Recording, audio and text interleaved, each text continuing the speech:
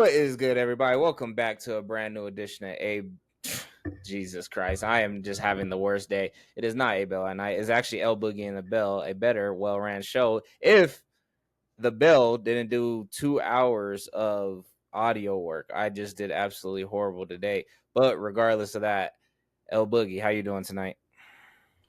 Hey man, I'm glad to be back. We took a little hiatus, took a couple weeks off. We've been traveling, we've been busy, we've been all over the place, but we're back, ready to talk some sports. It's been crazy.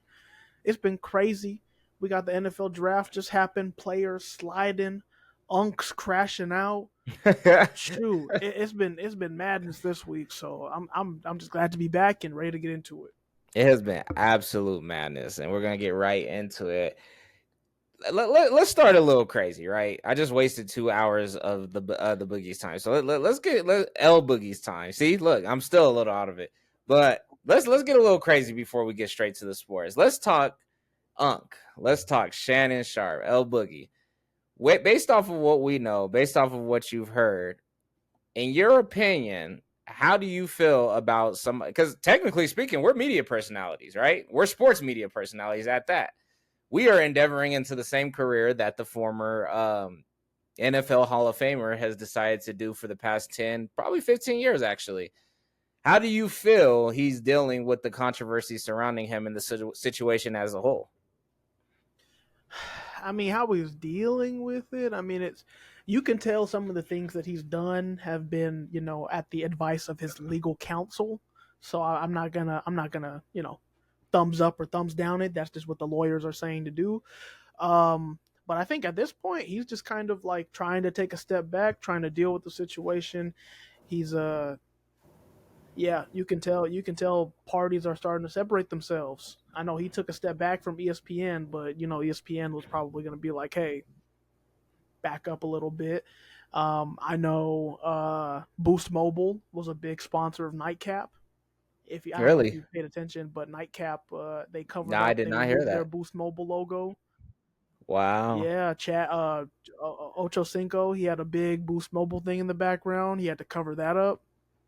So you can kind of tell there things are happening, repercussions are happening, and honestly, I think it's kind of ironic. I think it's ironic. Someone who has been, the sports media's unk. We all refer to him as unk and he's been in the media for a while, but over the last 2-3 years, he's really taken off in his media career, and we've looked at him for advice, for stories, for everything, and this was just a judgment situation. It was a judgment Yeah. situation. Whether right or wrong, if someone our age made that mistake, you would expect our unk to be like, "Yo, young fella, like this is how you should have handled it. This is how you know what I mean. This is what you should have did differently." But now it's unk. So it's a weird situation. I feel bad for him because his career, like I said, his career was taken off. But sometimes you got to deal with the repercussions of your actions. So here it is. Yeah. I definitely don't think his career is over. I definitely don't think he's did anything wrong in the sense of like the grand scheme of the legal system, regardless of the accusations and everything of the nature and how ridiculous the situation is. That is just my public opinion because I don't know these people, either of them. But when I see somebody go down in the media, and I've endeavored for the past couple of years of wanting to be somebody who's listened to, somebody who's reported, somebody whose opinion matters, it does let me know like you can ride the high as much as you want, but the lows are gonna feel much, much worse. And there's millions of different ways that controversy could hit you. There's millions of different things that could take you down. But when you think about everything that you built, I'm not saying we built something huge here, but the idea of losing everything, especially your public perception, I mean, your money is even more important. So if you did make a true career out of it, um, it just absolutely sucks. Now, that's like my positive thing to say towards it. My negative thing. Let's get to the bullshit. This is a little more A Bell at Night, but we'll sneak it in here just to warm us up for the good draft talk and the good NBA talk. Is it okay for somebody? Let's just stick with sports analyst to have a private life like that come to life, and do you think it should affect his ESPN and all these different sponsors that he's losing? Like, let's say take the case out of it. Let's say he just gets accused of doing what he did, and there's no silver case. Should people start pulling based off of his behaviors? Is it You the know, it, case, or is it the severity of the case from like the age I, gap to I, the like? Go ahead. it's the whole thing, it's the whole story, the whole perspective. Obviously, the accusations are bad. Like that in Horrible. itself, that's bad, especially when you work for a company like ESPN, Disney. owned by Disney. Like that is very, very bad perception.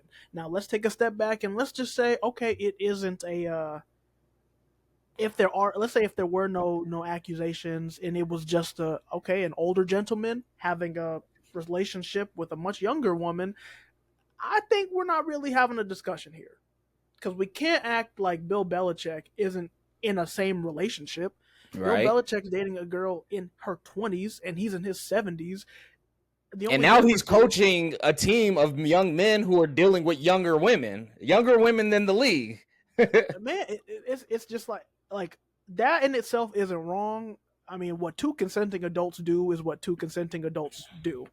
Um, so again, if that was the situation with Shannon, I don't think this would be an issue.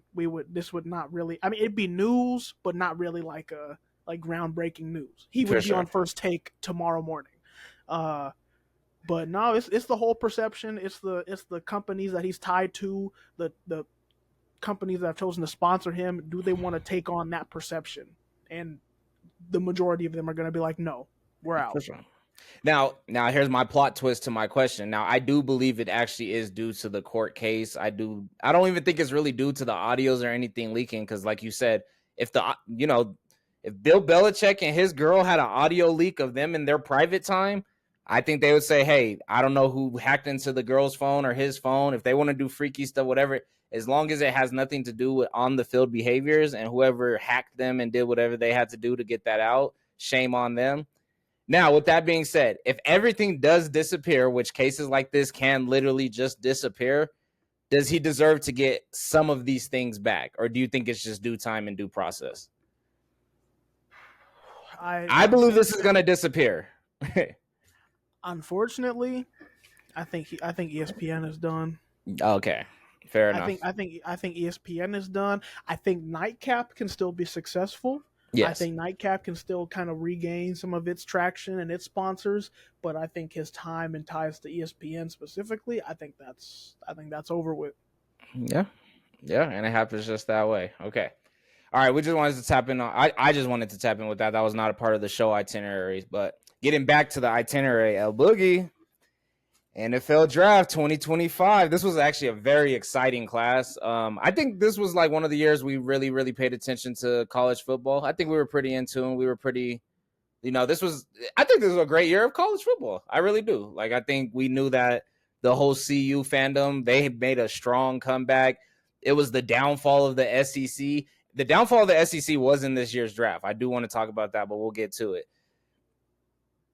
Great picks, big surprise. We all know what we're about to get to with that. Big surprises in the draft. El Boogie, first question with the draft. Best and worst pick. Just give me 1 and 1 through 30. 1 through 30, or first round. First round. One through, First or I round. mean, Okay. excuse me, 1 through 30, but it is 1 through 32. I just wrote 1 through 30. Shout out to NBA. Okay, okay. I would say I the mean, if you feel best like pick. 1 through 30, I don't think you're gonna say 31 or 32, but go ahead. Nah, 31, 32. A lot of them 32 is honestly, fire. the worst pick in my opinion honestly was the New York Giants at 25. Oh, And not just, I have no issue with the New York Giants choosing to draft Jackson Dart if they like him as a prospect and they're saying, hey, we think this guy has potential. We want him in our system. I have no problem with that. But it's the fact that they traded back into the first round to draft him. I'm sorry. If we're going to sit here and say Shador isn't a first round quarterback, Jackson Dart isn't a first round quarterback. He is Daniel Jones with a little bit more swag. Mm. Like I'm not gonna act like I watched a ton of Mississippi, but you know what I did watch this year? I saw Jackson Dart go onto a football field, throw an interception, go to the sideline, pout and cry, throw a fit. The interception gets called back because of a penalty. He goes back in, and the next play throws another pick. Like that's what I saw, and that to me shows character. That to me shows he's just not a top level producer. And also that offense they run at Mississippi isn't a pro style offense. So he's going to have to learn a lot just to be an effective quarterback in the NFL. There's a lot of reasons why I didn't like that pick, and the fact that they traded back into the first round. Actually, no, it really is the fact that they traded back into the first round. I hated that pick. That was silly to me. I believe so as well. I'll do my worst first before we go to the next one. Or before we go to the best pick.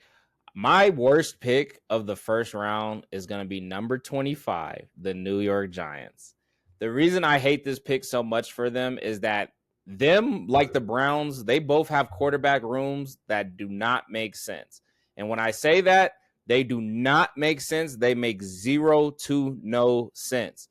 I do not like Jackson Dart in the quarterback room with Jameis Winston, a gunslinger, and Russell Wilson, a play action, scramble, make plays, short pass, short, can't really see over the line, decent down the field thrower.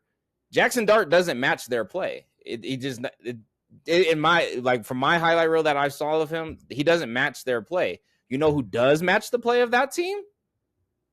Dylan Gabriel. You know when you could have got Dylan Gabriel?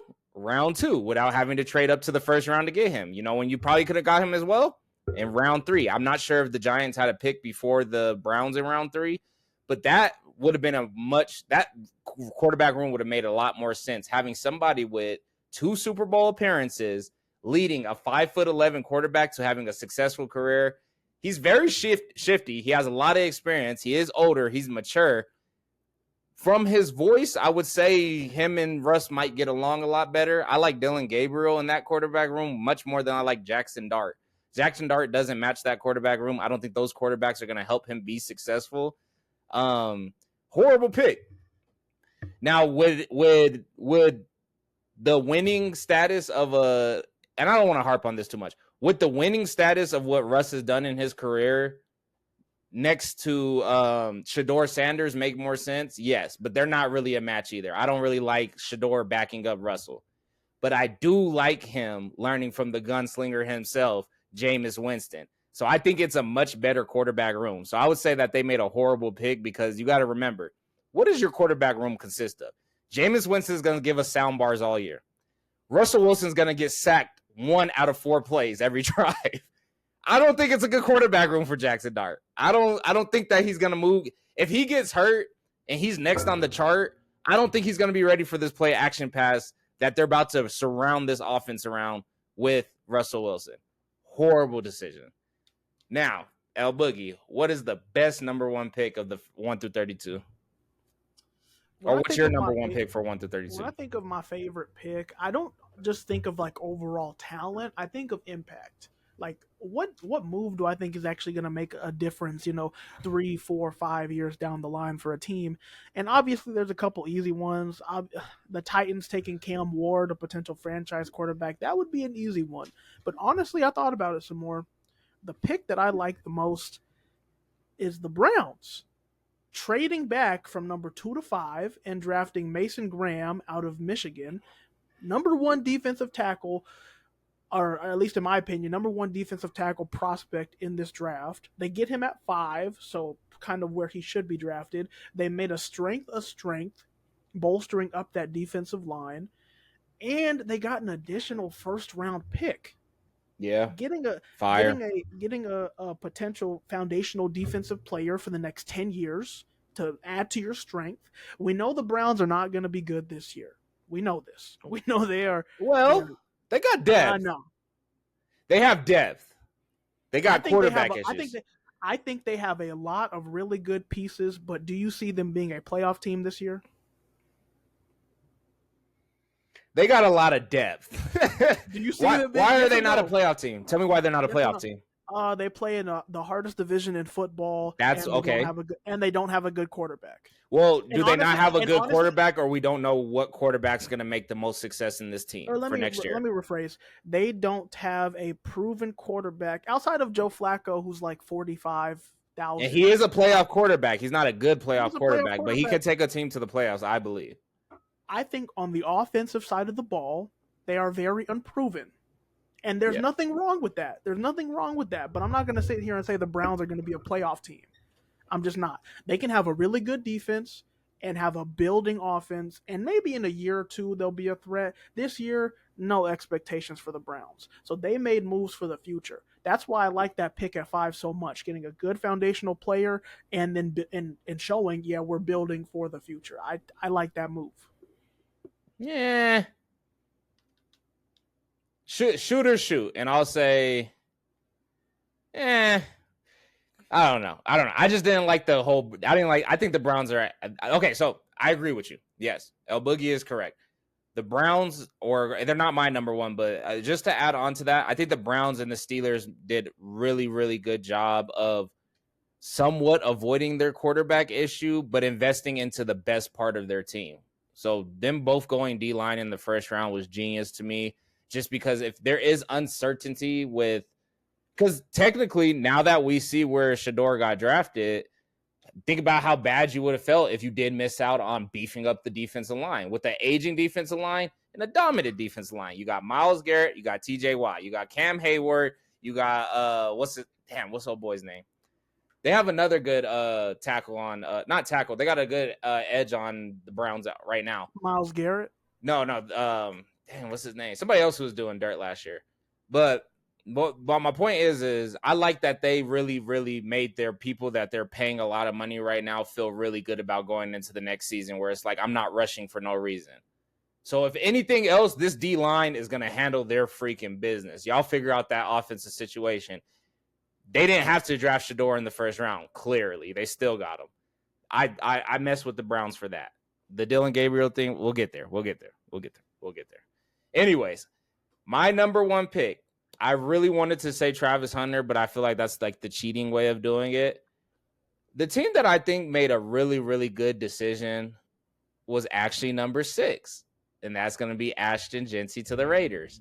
I think Really? that this oh my god, I think this decision was so big that if I remember the best Pete Carroll teams, it's when Marshawn Lynch, Russell Wilson were the tandem in the backfield.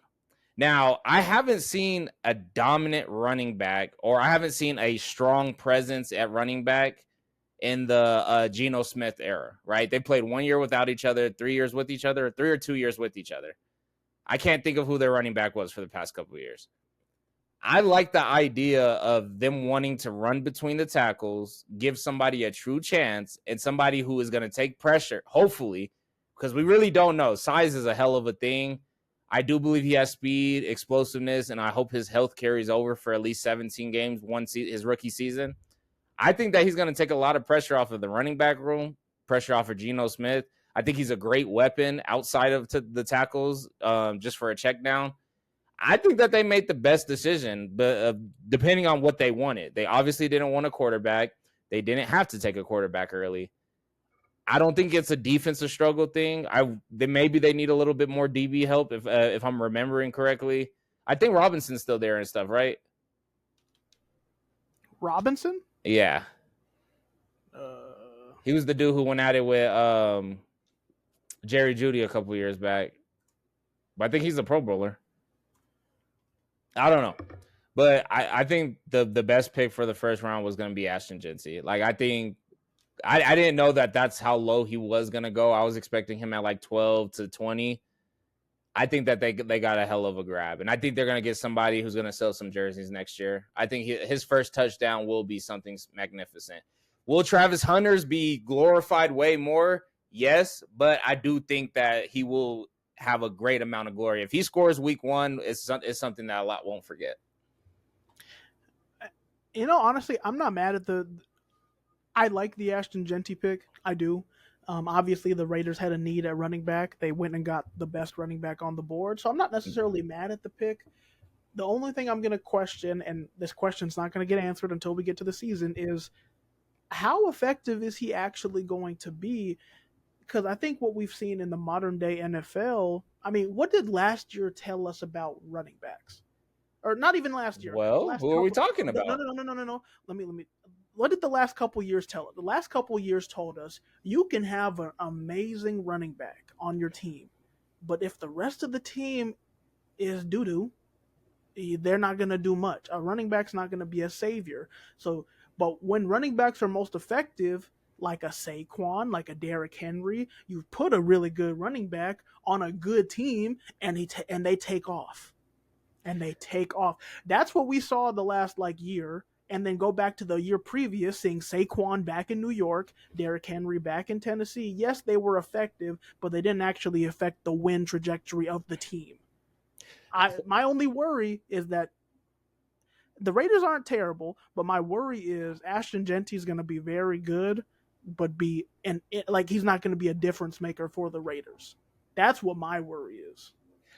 So I mean, there is, I believe, I call it the Clyde Edwards-Helaire effect.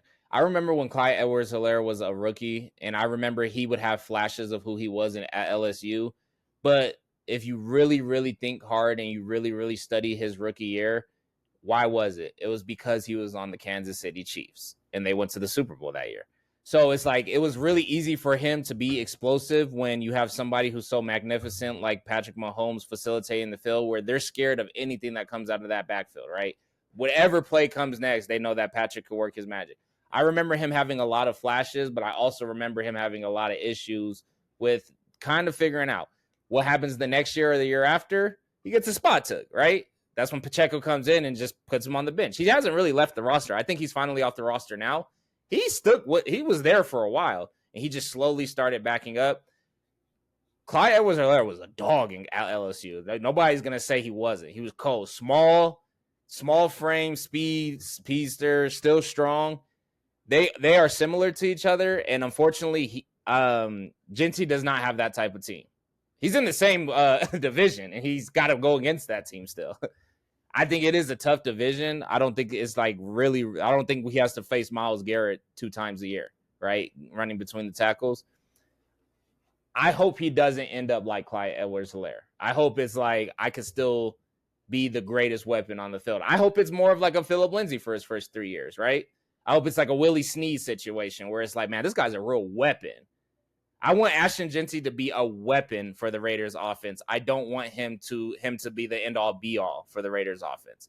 It is up to him to show us that he's a weapon. He's not going to be Derrick Henry. He's not going to be Saquon Barkley. There's nothing that's made us believe that he's going to be that. Size is a factor in that. I want him to be a true weapon that nobody saw coming, which they're going to say we saw coming because of his past. But I just want him to be a strong weapon. Honestly, I could see him being like being close to like Austin Eckler at his peak. When at his Ooh, peak, Austin Eckler won the fantasy points at one point. Like Austin no, Eckler for was, sure. But that's what I'm saying. Like, imagine if you get him in the pass game. Obviously, he's short, he's stature. He'll break some tackles. He'll get good runs. But you get him involved in the pass. I see him being like having that kind of impact. Like if if they use him wide, I can see him being like Austin Eckler 2.0. Ashton Genty that's might a win you a high fantasy league. ceiling. That's a I high think he'll ceiling. win you a fantasy league. Again, it depends if the Raiders are bunts or not. But I could see that being kind of like his Austin peak. Eckler has scored 4 touchdowns in a game before. Like Austin Eckler's like up Bro. there. But I could see, like I'm saying, I think that's Ashton Genty's peak, like a prime Austin Eckler. Just going, I Hey, see it. hey, you said it. I didn't. That's a tough one. You threw a bar for him. All right, what did the best for their need? What team did the best for their needs? Best for their needs. I really, honestly, I really liked what the Bears did. The Okay. Bears invested. The Bears, they got a new head coach, and they invested heavily on offense. I wish they would have gotten a running back, or at least gotten a running back earlier in the draft. But I mean, they got Luther Burden, who some had projected as a first round pick. They got him in the second round. Awesome. They got, top two tight end prospect out of Michigan and Colston Loveland. Got him with the 10th overall pick. They added O-line depth. They added defensive line depth. I like what the Raiders did, especially you can tell it's the new coach putting in pieces that he wants to build around. They got the offensive coordinator from the Lions last year. He's the head coach at the Bears now. I think he's making I think he made some pretty good decisions, and I think the Bears offense, especially with Caleb in year 2 and more acclimated to the NFL game, I think their offense is going to be really good. Okay. I like it. I like it.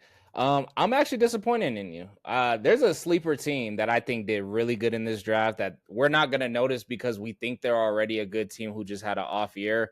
But it's the little things in the draft. I really do want to see who they picked up in the offseason because I don't know. Maybe you could tell me. The Bengals.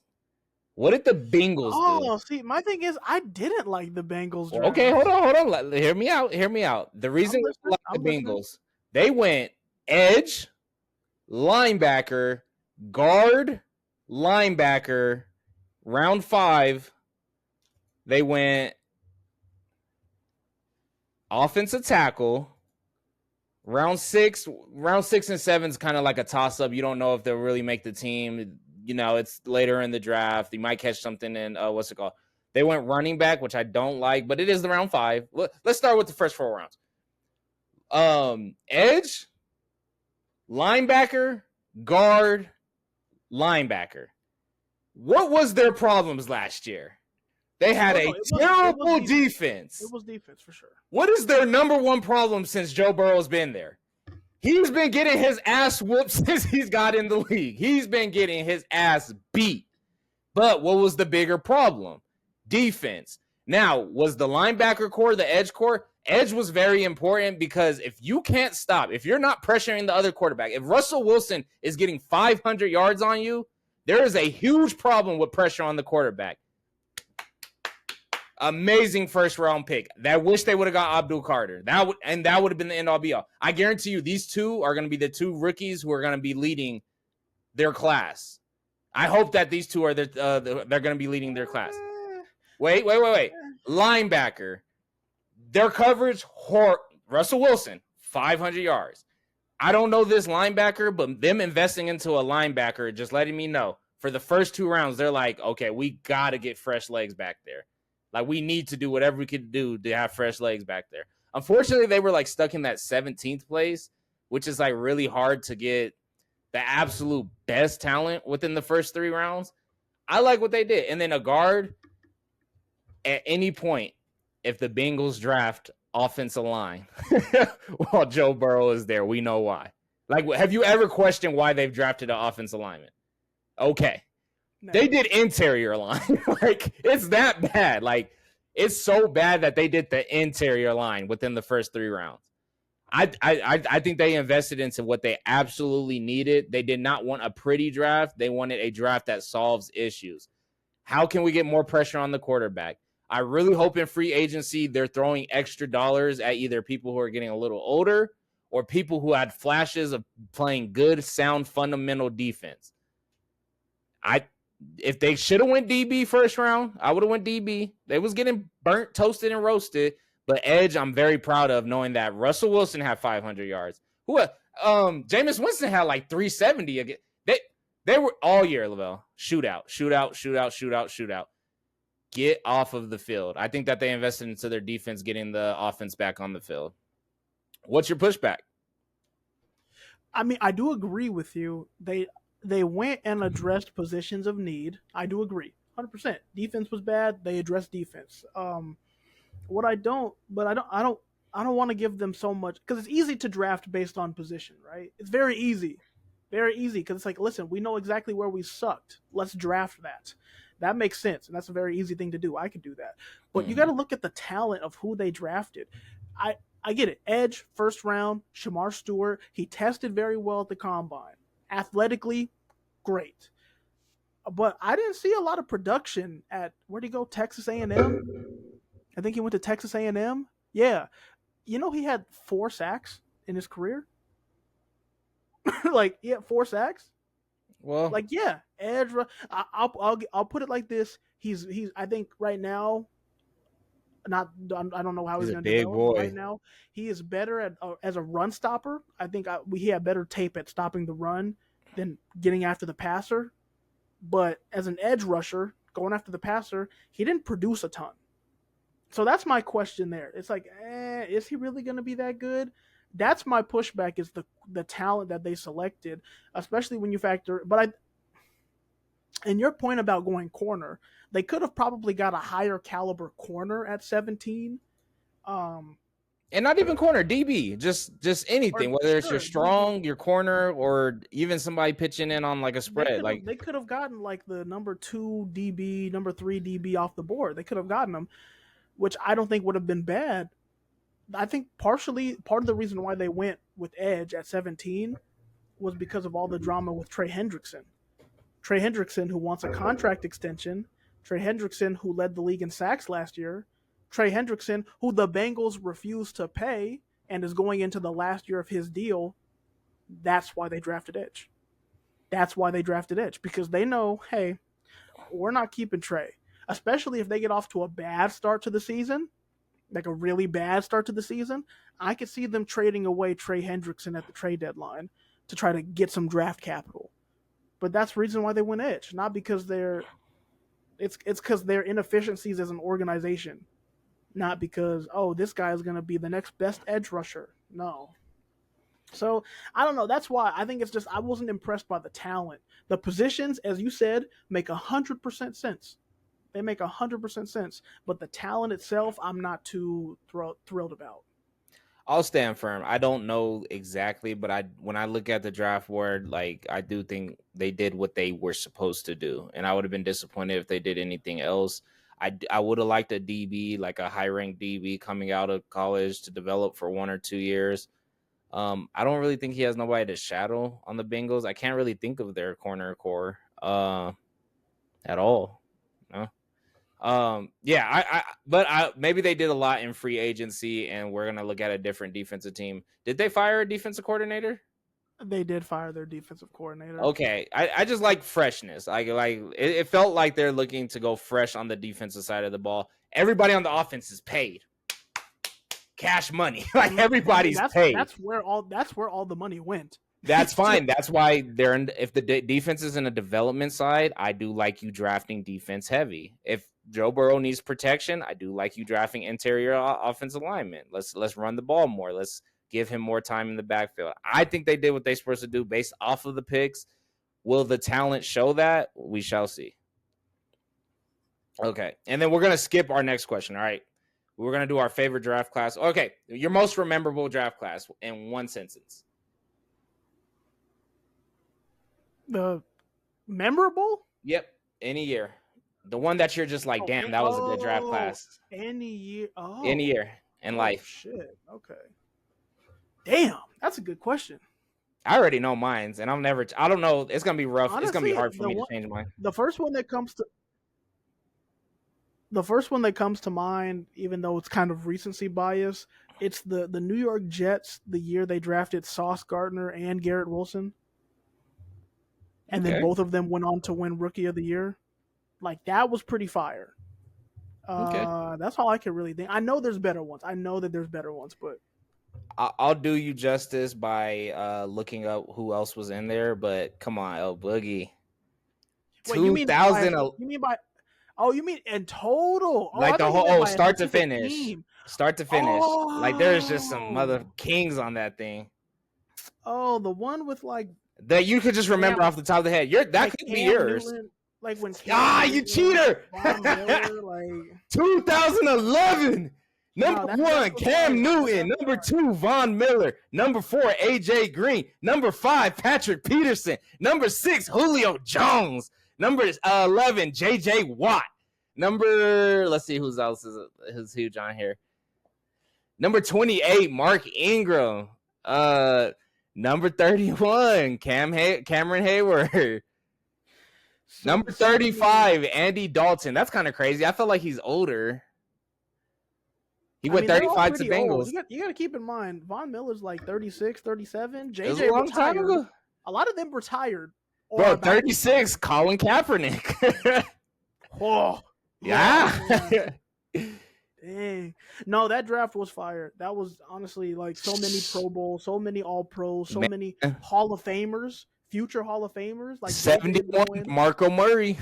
They had some boys on there. Hey, DeMarco Murray had some years where he was the shit. So Bro, hold on. I'll keep going. They just had a funny person on here. that probably was the best draft class Oh ever. wow, Julius Thomas, number 129 to the Denver Broncos. He used to do dirt. You remember he was That a was a tight end high for the value Broncos? pick. That was a high value pick. High value. No, he was 129 in that draft. DJ Williams, tight end To Packers. I think, remember him. he was 129. Shador was 144. Guess what? Who was 154? Oh, Pac 10. What? The Pac 10. Number 154, Pac 10, Stanford. oh, Richard Sherman. Richard Sherman, baby. Richard Sherman. Yeah. They had some dogs, man.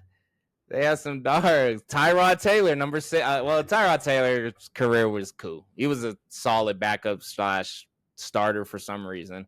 But Tyrod Taylor, 180. They had some boys. Oh my God, L Boogie, who was 191 in round 6. You're gonna tell me. Jason Kelsey. Wow. Cincinnati, Yeah, no, Big East.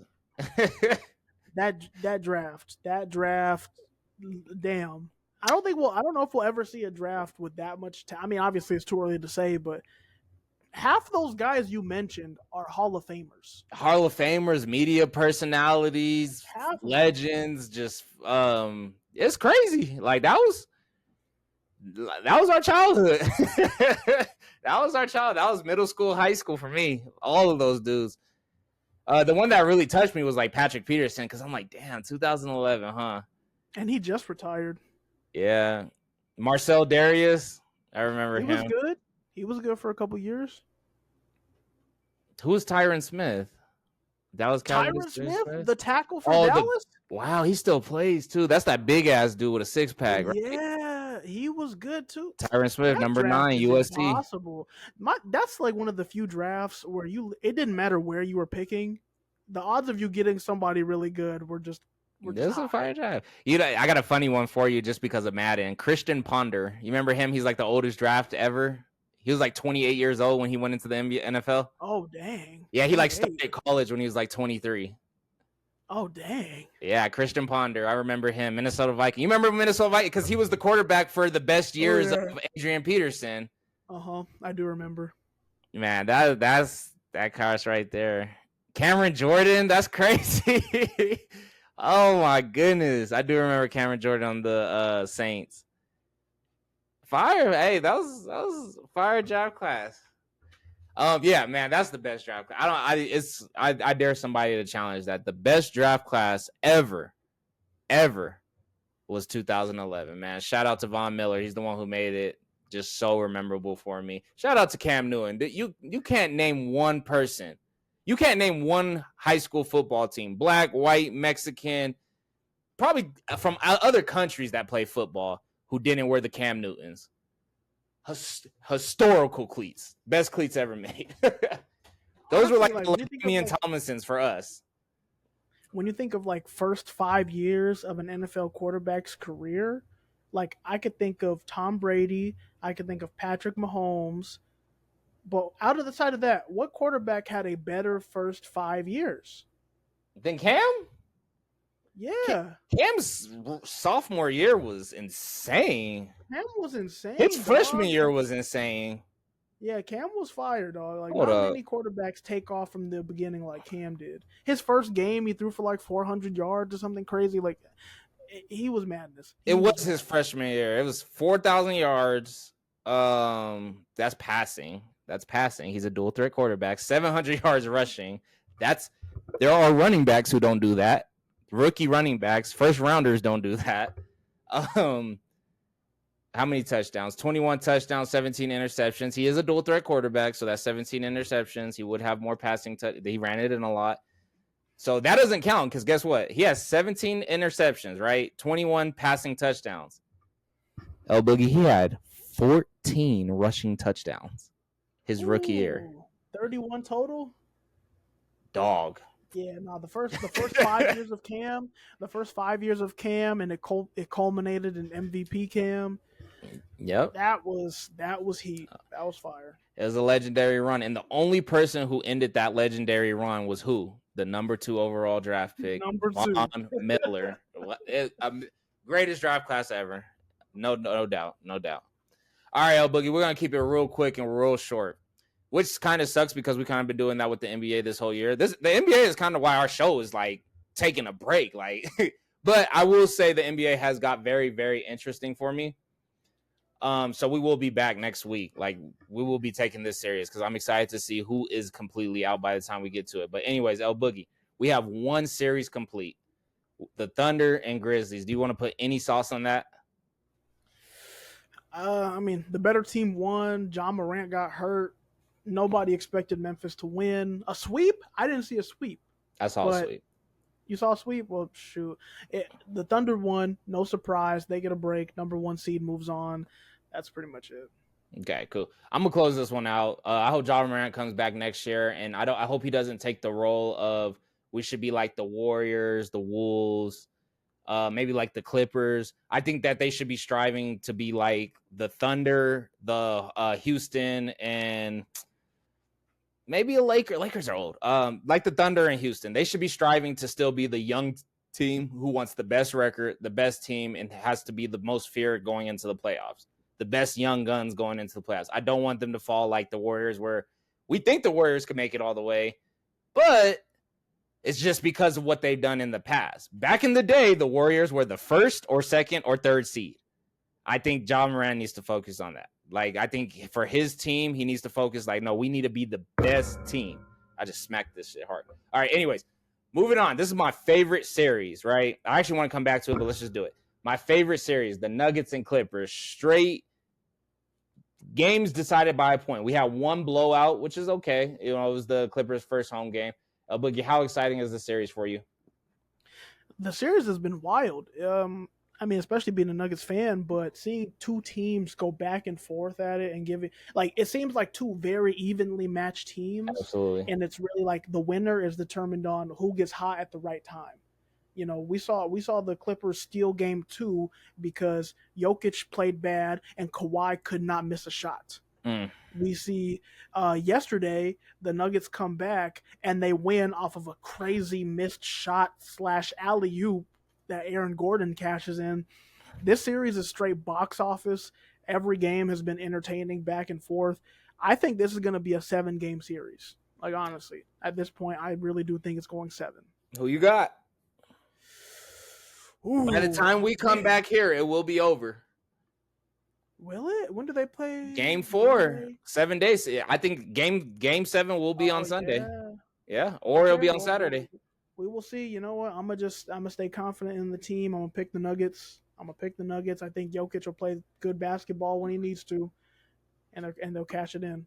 I think both teams are playing great. I think this series is 110% up to Kawhi Leonard. It's not up to our MVP, Nikola Jokic. I think it is 110% up to Kawhi. If Kawhi goes out there with a dominating spirit, I don't think that they could be stopped by the Nuggets.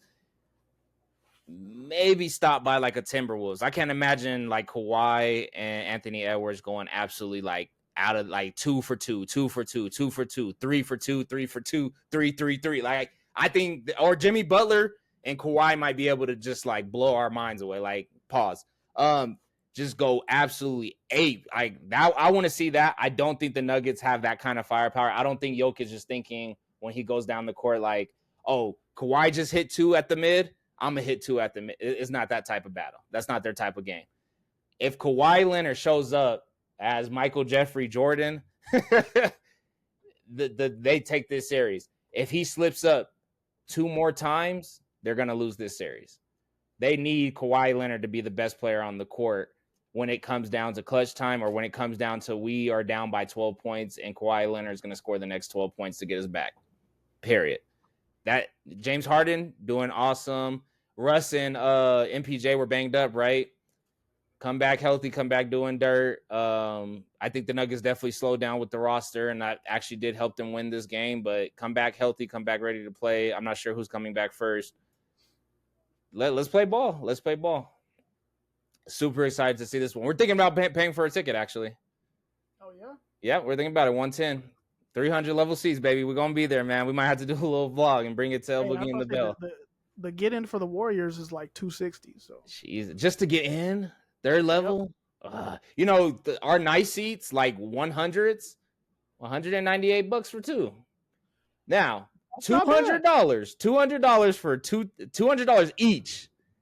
It's expensive, but this series might be one to remember. This might be one for the ages. So we're thinking about it. We're thinking about it. All right, game 5, Lakers and Timberwolves. We got the Timberwolves up 3-1 on the Lakers. And remember, this is Anthony Edwards who said before the season started, I'm about to get his old ass up out of there. El Boogie, he's one game away from getting his old ass up out of there. Luka Doncic is going to think about it all offseason. LeBron's aging, getting old. Are they going to go out, or are they about to go out and show this young man something new? What you think? I if the Lakers had won today, I think they had a chance. But being down 3-1 against a team that you've traded blows with back and forth, I don't like that. I really don't like that, especially the fact that they stole game 1 at home. They Mm. stole game 1 on your home court. They can do it in game 5. They could do it in game 7. So I think for those reasons, I think Minnesota is going to take it home. It does make you think, because in this series, LeBron has been playing really well. I think it was game 3. He had 38 points. Like, he was magic. But yeah, you only have so much time. So I don't know what the Lakers do when they lose the series. I think they have to go and retool and think like this is probably, honestly, how many seasons does LeBron have left? We ask this question every season, but realistically, how many does he have left? I think he has one. Damn. I think he has one. So you take this experience, let him and Luka build more chemistry, retool the roster, go for it. But yeah, I think Timberwolves. Timberwolves are just playing better. Lakers win. Lakers win game 5. At home. I think the Wolves are going to close them out game 6, man. Shout out to Anthony Edwards. I'm excited to see what he does against the Rockets or the Warriors. Speaking of which, the Rockets or Warriors, we got this game. Is it right now? Today? No, No, they tomorrow. played yesterday. They Yep. played yesterday. All right, tomorrow The night, the game. 28th. We got the Rockets and Warriors. We got Golden State up 2-1. What do you got, Boog? This one's a little easy to me. Steph Curry, man. I mean, the Warriors.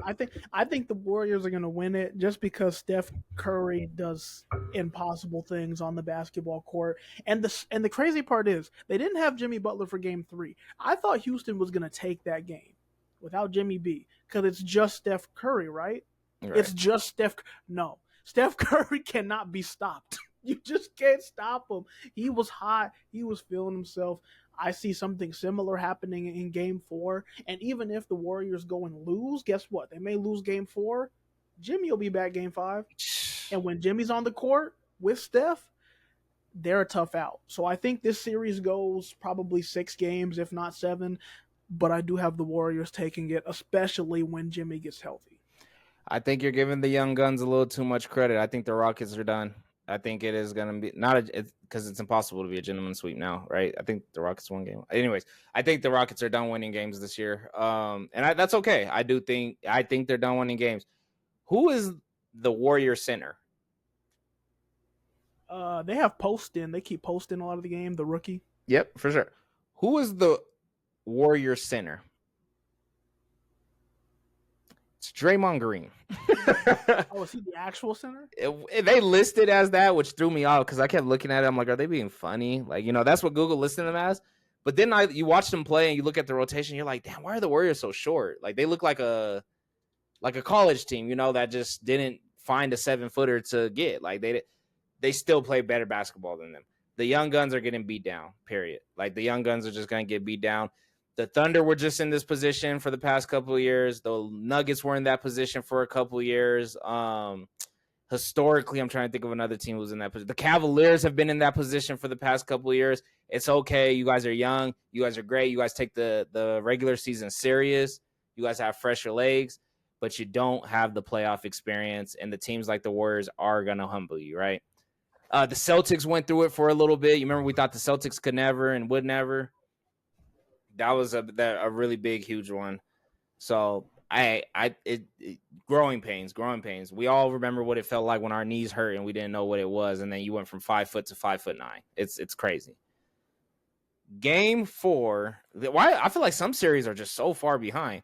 So what is going on in this series? Oh yeah. This is a quick one. Cavaliers Heat. Heat down 3-0. Or Cleveland up 3-0. Oh no, that's easy wrap. Close out. They're probably getting swept. Yeah, gentlemen sweep. I don't think they've been playing good. I don't even think it's been competitive. So I think sweep. Yeah, cool. Pacers Bucks. This one's a little heartbreaking. The game's active right now as we speak. Does Giannis push this out, or is it gonna be 3-1 tonight? I think it's 3-1. I think Mm. it's kicking the dead horse, man. Like, I mean, don't get me wrong, I love Giannis, I love Dame, but they're just not the better team, and that's okay. They're just not the better team. I think Pacers are going to take it in 6. A Dame and Halliburton rivalry this series would have been nice. We didn't get it, so I got it 3-1 tonight. Let's go 4-1, but Giannis is a dog. I'll give it 4-2. Maybe they could win one on the road. I'll give it 4-2. All right. This is a quiet one. All I've seen is them fight, but the Knicks and Pistons.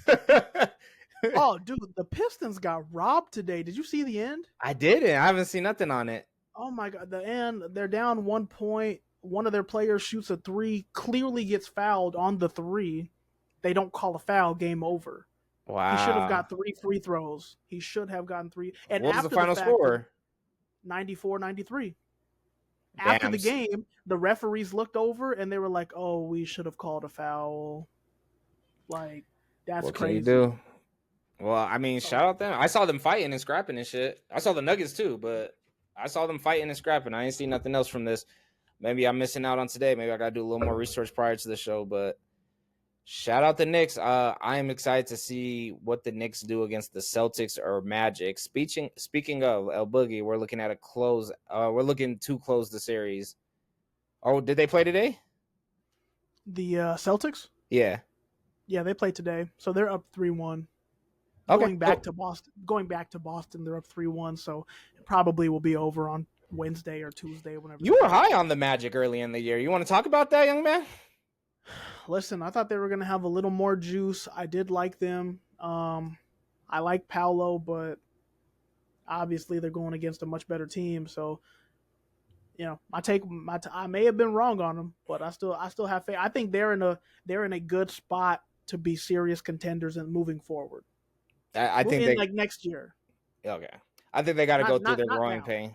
not They now, but gotta they gotta get to the where the Cavaliers are now, and they're not close. So before they're that 1, 2, or 3 seed, they got a little more work to do. I'm not saying they're missing a superstar, but they are missing a player or two before we take them serious, like the Celtics, where it's like who's the guaranteed star, who's the backup star, who's your Derek White. Like their roster needs to be filled out a little bit more before I think they can make it past the first round. But will they be in the playoff for the next 3 years based off of the current construction? Yeah, they're headed in the right direction. Let's try to get to this number 4 seed next year. Celtics, I'm very excited to see that Celtics and Knicks series. We're gonna wait on that. We're gonna wait on that. You feel me? We're running on an hour. It's about time. I think you only have like 4 minutes left, anyways. So, with that being said, I appreciate everybody. I was a little off today. I definitely wasted a lot of goddamn time, but that is okay. We are back. I'm gonna get this uploaded and edited. That's about it from me here today. Oh, Boogie, do you want to take us out? once again, we appreciate y'all tuning in to El Boogie and the Bell. We know y'all missed us. We missed y'all. We will come back with regularity with the sports content. But once again, make sure you check out the full video on YouTube, like the videos on TikTok. Leave a like, leave a comment. Let us know what you want to see. Let us know where we're right, and let us know where we're wrong. We'll catch y'all here next time. Peace.